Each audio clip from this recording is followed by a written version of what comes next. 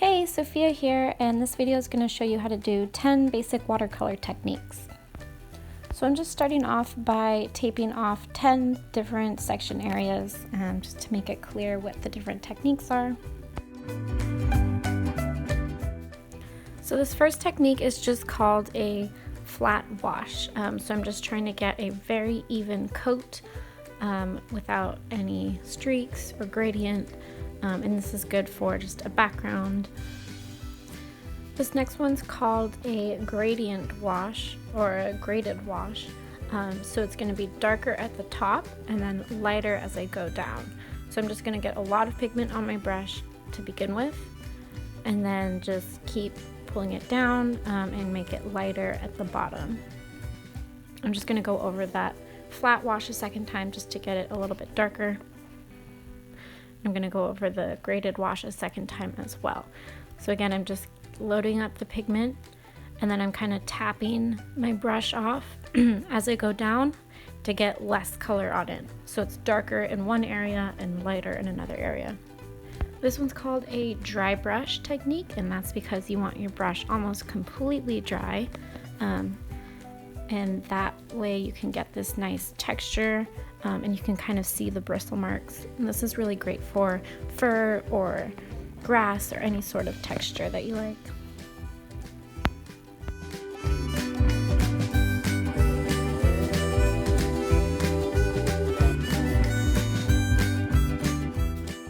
This technique is called a blend. So I'm going to start with one color and I'm going to blend it into the next color.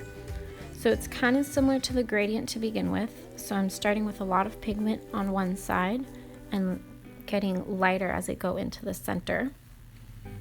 So again, loading up your brush and then kind of tapping the color off as you blend into the next color. And you can sort of go over it as many times as you want to get it really blended together and smooth, and keep going over it till you get it as dark as you like. This next one is kind of like a splatter effect, so I'm just loading up the brush with a lot of pigment and then tapping it against my finger. And this is the effect when you do this against wet color.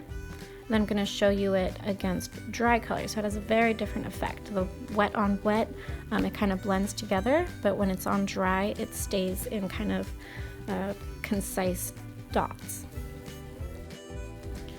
So for this next one, you're going to need salt. And so I'm just doing a flat wash with a lot of paint. Try to get it really wet and as dark as you can. It'll show up better on darker colors. And then you're going to take your salt, pour a little out, and just sprinkle it on wherever you want the effect to be. And the salt is going to soak up that paint and it'll leave kind of this cool dot in its place.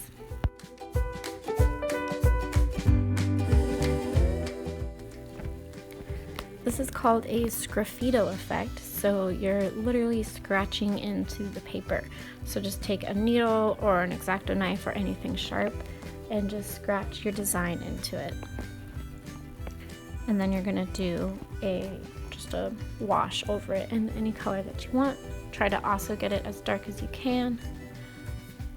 And it's kind of hard to see over the video, but it's a cool effect.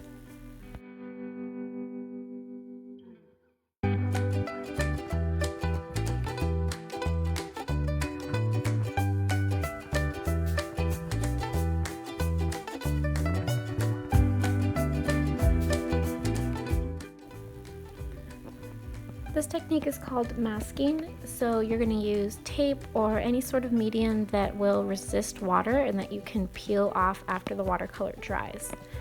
So I'm just kind of laying out a little design with tape here.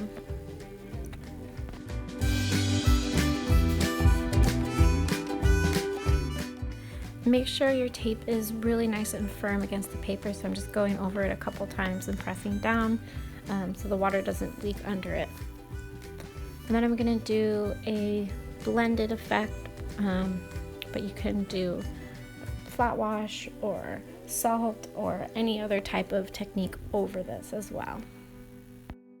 And then make sure to let the paint fully dry before you peel off the tape. So this one you're going to pull up paint, so you're going to need a paper towel or Q-tips or any other sort of paper that you can dab off the paint with. So you're going to do a wash, get it nice and wet and as dark as you can, because then you can see the effect better. You're going to take your paper towel and you're just going to kind of dab some paint off. And this technique is really great for easy clouds. You can also use a Q-tip. You can also use a clean, dry brush to kind of pick up some of that pigment. So make sure your brush is super clean, and then I'm going to go over it a little bit, just a few times, and it'll start to kind of pick up that paint.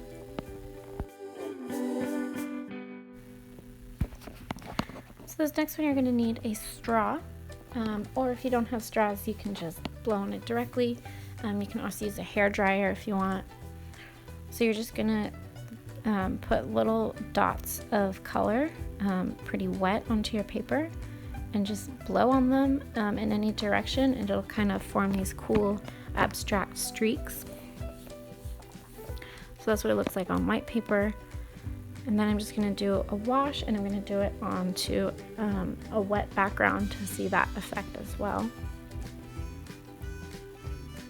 So I'm just loading up my paintbrush with a lot of pigment and water, dropping down little dots of paint, and then again just blowing in the direction that I want the lines to go.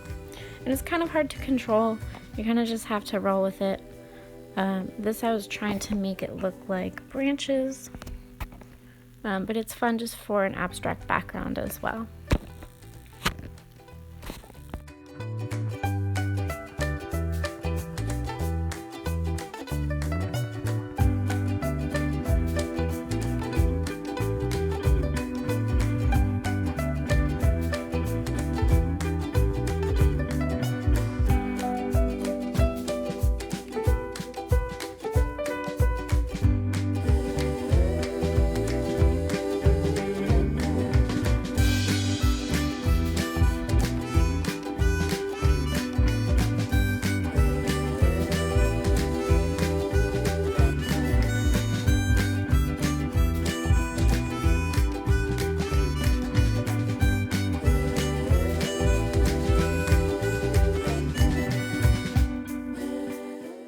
And this last one is called wet on wet technique. So you're going to get a clean brush and just cover the surface with a light layer of water.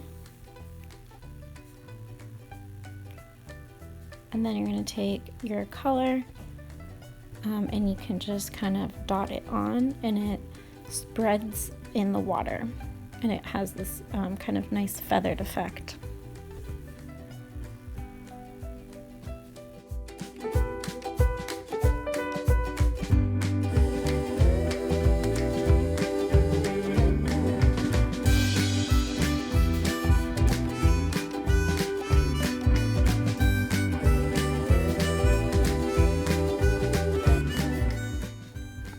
And then once the salt is completely dry, you can just lightly brush it off.